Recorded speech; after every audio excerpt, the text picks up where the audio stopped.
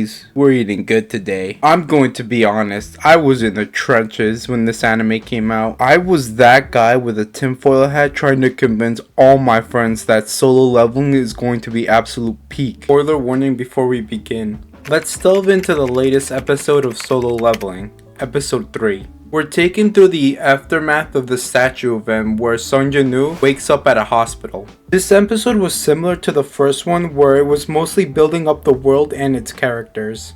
We learned that a group of adventurers found Sung Jin-woo lying on the ground without a trace of the statue monsters. And this takes us back to the hospital where we learn about something called a second rebirth. We learn that adventurers are not able to increase their levels like Sung Jin-woo, but a second rebirth actually allows them to get stronger and increase their rank. For an example, an A tier would actually become an S tier, but unfortunately he didn't get this luxury.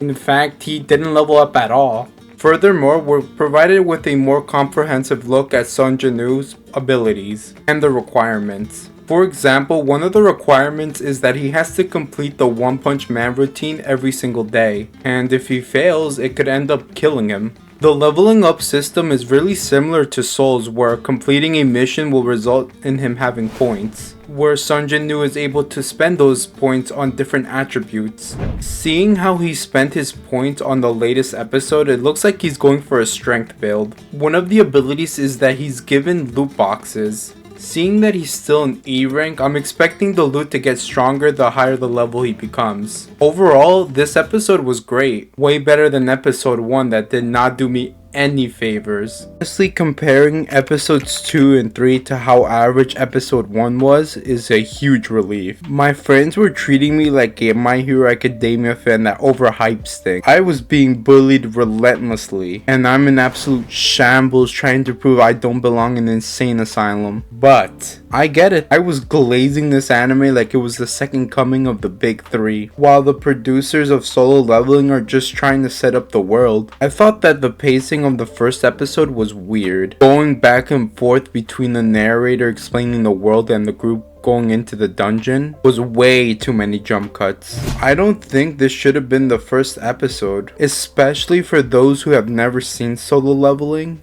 This was a terrible introduction to the anime. I'm not gonna lie, I was worried that my friends were gonna make fun of me until Solo Leveling was finished. But oh boy, when episode 2 came out, this was everything I expected for episode 1. Why couldn't this be the first episode? After my friends saw episode 2, they had the biggest switch up in the world. They went from absolutely hating this anime to calling it better than JJK. I genuinely wish that they combine episode 1 and 2 into an hour-long episode. One of my friends said that this could just be a one-hit wonder, and it will all depend on the following episode. I hope that the producers take their time making this anime. I don't think anyone wants to see a Promised Neverland season 2. That would suck. If the adaptation is able to capture the same essence, it will undoubtedly be a must-watch anime.